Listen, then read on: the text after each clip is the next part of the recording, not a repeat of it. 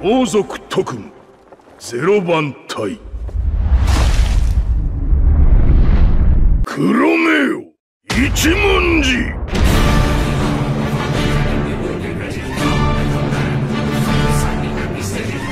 墓標を立てて弔うてやろう。恩師が二度と生まれてこぬよ。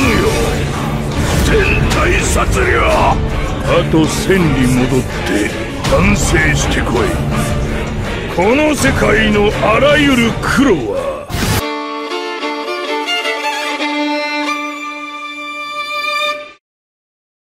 Aujourd'hui, on va parler d'un être à part dans l'univers de Bleach, le moine Shinigami à la barbe de bûcheron, leader de la Division 0 et protecteur du roi des esprits, et je fais bien sûr référence à Ichibei Yosube.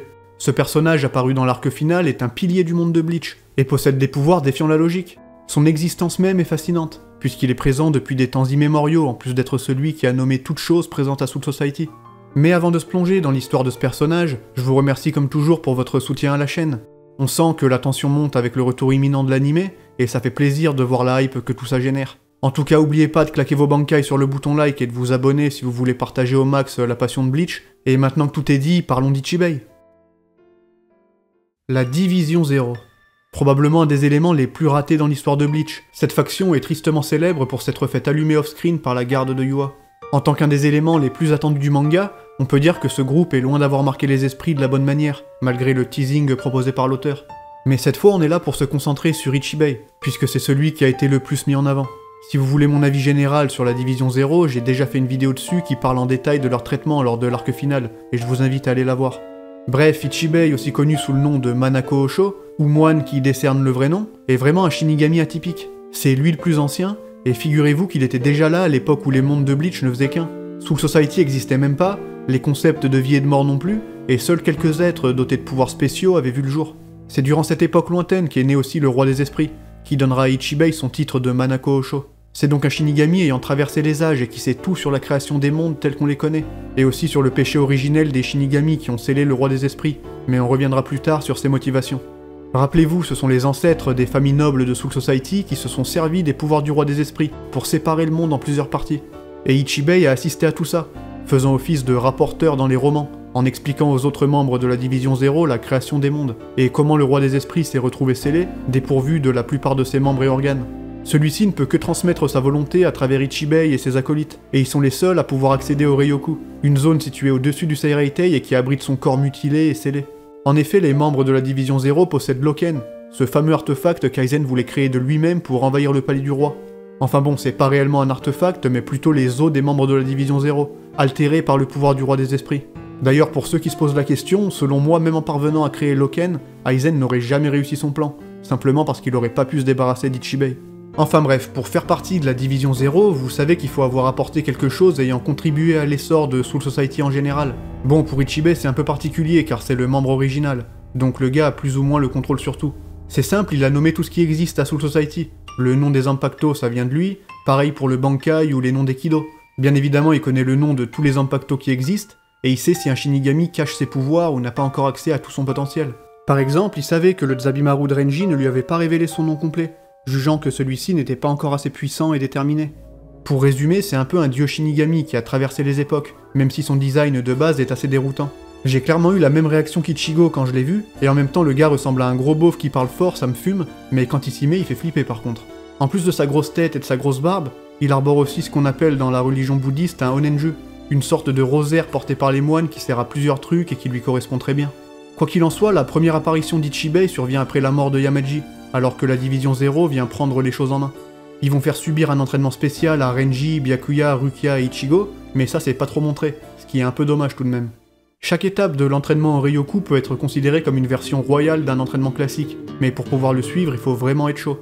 Ça commence avec les soins de Kirinji, ensuite session bouffe avec Ikifune, puis session sap avec Shutara. Alors oui, on dirait pas vraiment de l'entraînement, mais en réalité, ce pèlerinage particulier est empreint du pouvoir du roi des esprits et des millions d'années d'histoire de Soul Society, et de ce fait, il peut pas être accompli par n'importe qui. L'étape finale se déroule avec Ichibei, et ressemble plus à un entraînement classique.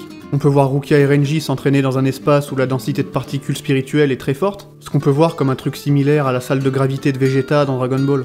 On voit aussi qu'après ça, Ichibei révèle à Renji le vrai nom de son Bankai, car il estime que le vice-capitaine a désormais atteint un niveau suffisant. On peut bien témoigner ici de toute sa sagesse et ses connaissances, et à ce moment-là on avait tous qu'une seule envie, voir ce que vaut la Division 0 au combat. Mais ce qui est sûr, c'est que les motivations d'Ichibei sont bien différentes de celles du Gotei 13. Les 13 divisions de la cour sont là entre autres pour protéger le Seireitei, mais la Division 0, elle, n'a qu'un seul but, protéger le roi des esprits. C'est la motivation principale et la raison d'être d'Ichibei, qui a occupé seul ce poste de protecteur pendant très longtemps, avant d'être rejoint d'abord par Uetsuni Maya, l'illustre créateur des Zanpakuto. Tout ça pour dire qu'ils bougeront pas à moins d'une vraie catastrophe, et c'est pour ça qu'on les voit pas avant le retour des Quincy et le décès d'Yamaji. Grâce au roman, on sait aussi qu'il y a bien longtemps, les deux membres originaux de la Division 0 étaient intervenus face à un holo de niveau Adjukas redoutable, que même le jeune Yamamoto de l'époque ne pouvait pas vaincre. Ce holo, dont le nom a été volé et remplacé par celui d'Ikomi Kidomoe, a bien entendu été victime du Zanpakuto d'Ichibei, qui l'a empêché d'accomplir son but, à savoir bouffer le roi des esprits. Mais c'est lors de l'assaut des Quincy sur le Ryoku que le personnage d'Ichibei pourra vraiment briller, et faire un minimum honneur au nom de Division 0. Il affrontera Yua seul à seul, après que ses gardes d'élite se soient occupés des autres membres de la division. Et ça, c'est encore un passage qui, dans l'anime à venir, va être incroyable. Le seul gros fight de la Division 0, dans lequel son leader nous montre de quoi il est capable. On a droit à un étalage de techniques jamais vues, que ce soit des kilos secrets violents ou encore les pouvoirs fumés de son Zanpakuto. On comprend vite qu'Ichibei est un monstre possédant des aptitudes de combat uniques, et il est clair que sans The Almighty, Yua n'aurait eu aucune chance de l'emporter. Il faut bien comprendre qu'Ichibei est un être presque divin, et comme vous le savez, l'importance des noms dans Bleach est capitale, ce qui donne à ce combattant un avantage quasi systématique. Alors oui, il perd son seul combat, mais comme on a dit, c'est Yua qui l'affronte, et il a le pouvoir de toujours gagner. Je vois difficilement comment il pourrait perdre un match hormis contre un adversaire de cette envergure. S'il se retrouve face à Ryujin Jaka par exemple, il a qu'à effacer le nom du Zanpakuto pour que celui-ci perde tout son pouvoir et c'est réglé. Mais on va pouvoir parler plus en détail de ses capacités en analysant un peu ce fameux combat face à Yua, qui nous dévoile aussi une autre facette du caractère d'Ichibei. En plus de parler au roi Quincy comme si c'était un gamin prétentieux, il semble aussi prendre beaucoup de plaisir au combat et ça lui donne une aura vraiment flippante. Sa façon de réduire Yua à un simple humain irrespectueux, ça me fume. Tu vois que le gars c'est un ancien et qu'il a pleinement confiance en ses capacités. Déjà quand il nous montre son Senritsu Tensho, la main géante qui peut repousser n'importe quel ennemi, ça annonce un peu la couleur. La grande claque de Daron, vous la connaissez tous, mais ici c'est la version XXL et avec ça c'est déjà tendu de s'approcher de lui. Mais il y a aussi son Kido occulte, un truc jamais vu avec lequel il va exploser le blood veiné de Yua. C'est déjà un combattant de grande ampleur sans même utiliser son Zanpakuto, et sa force physique semble particulièrement monstrueuse. Face au Blutvein Anaben du roi Quincy, qui peut s'étendre et ronger les corps adverses, Ichibei n'aura qu'à utiliser ses muscles pour dissiper la technique et s'en sortir indemne, broyant la gorge de son opposant par la même occasion. On constate bel et bien en ce début de fight une supériorité du Shinigami, mais parlons un peu d'Ichimonji, le Zanpakuto antique prenant l'aspect d'un énorme pinceau. Les Zanpakuto de la Division 0 sont d'ailleurs tous assez spéciaux, et ne semblent pas avoir de forme de base classique comme les autres Shinigami. Bon après on n'en sait pas des masses là-dessus, mais Titekubo a justement révélé il y a peu que la grosse cuillère portée par Ikifune était bien son Zanpakuto. Enfin bref, celui d'Ichibei est capable de trancher en deux les noms. Par exemple, en touchant le bras de Yua avec son pinceau, celui-ci est devenu un bre, perdant ainsi la moitié de sa force. Et ça, c'est sans même avoir besoin de passer en Shikai. Alors vous vous doutez bien que la suite est folle. Et bien entendu, vu que Yua ne peut pas se faire dérober sa force, ou plutôt peut se la réattribuer à volonté, Ichibei va devoir sortir les grands moyens. En Shikai, le pinceau d'Ichimonji est remplacé par une grosse lame qui balance de l'encre en masse. Cette encre noire va purement et simplement effacer le nom de tout ce qu'elle recouvre. Et dans Bleach, c'est simple, pas de nom égale pas de pouvoir. Titekubo a carrément écrit une sorte de recueil qui regroupe les noms de la plupart des techniques, et faut savoir que même le coup de boule d'Ishin sur Ichigo possède un nom. C'est la technique du Choigezutsuki, qui signifie coup de boule barbu. Mais la plus stylée, c'est bien sûr la technique du bip façon Mayuri, que vous connaissez tous. Et si vous voulez voir le reste, c'est dans le caractère book 3, alors recentrons-nous sur Ichibei. L'aspect fondamental de son pouvoir est en fait le noir. Tout ce qui est noir, que ce soit humain, Quincy, mort ou vivant, il en fait ce qu'il veut. Et ça s'arrête pas là, puisqu'après avoir supprimé le nom de sa cible, en l'occurrence Yua, il peut, via son Bankai appelé Shirafude Ichimonji, lui en donner un nouveau. Mais appelons plutôt ça Shinuchi, le nom original du Bankai avant qu'Ichibei ne décerne ce fameux nom à l'évolution ultime des Zanpakuto. Bref, Ichibei va donc renommer le roi Quincy en fourmi noire, ce qui aura pour effet de le rendre aussi fort qu'une simple fourmi. Et si Ichibei avait gagné là-dessus, imaginez l'humiliation pour Yua. Cependant, c'est ici qu'intervient le pouvoir de The Almighty. La capacité de Yua à voir le futur le rend virtuellement invincible, car ce qu'il y voit ne peut ensuite plus être utilisé contre lui. Ainsi, lorsqu'il ouvre enfin les yeux, il n'a plus à craindre les assauts d'Ichibei, qui pensait l'avoir écrabouillé comme le vulgaire insecte qu'il était devenu. Même sa technique ultime à l'incantation beaucoup trop longue n'aura aucun effet sur lui. Pourtant, c'est une capacité qui, en recouvrant de noir sa cible, la pulvérise sans laisser de traces, empêchant même toute résurrection. En plus, pour la mettre en œuvre, il nous dit avoir volé 100 nuits à Soul Society dans 100 ans. Encore un truc jamais vu avant, même si ça sort un peu de nulle part. Mais bon, de toute façon c'est mort parce que comme on l'a dit, Yua l'a vu via The Almighty, et à partir de là, le flow du combat est complètement inversé. Et c'est dur de voir Ichibei passer de badass à impuissant en 2 secondes. Vraiment la situation à partir de là devient désespérée de ouf. Il va se faire désintégrer sans rien comprendre. Ça fait trop de la peine en vrai et j'espère qu'il y aura la même intensité dans l'anime. Ce combat pourrait donner un truc de malade au niveau visuel, et j'ai bien trop hâte de voir ce qu'ils vont nous en faire.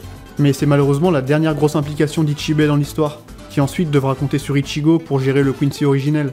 Parce que oui, souvenez-vous, il est pas mort. Il suffit que quelqu'un lui dise « Debout !» à côté de son cadavre et il ressuscite. Non, en vrai, il faut prononcer son nom complet pour pouvoir le ressusciter, et c'est encore une preuve qu'en tant que premier vassal du roi des esprits, ce mec est vraiment pas normal.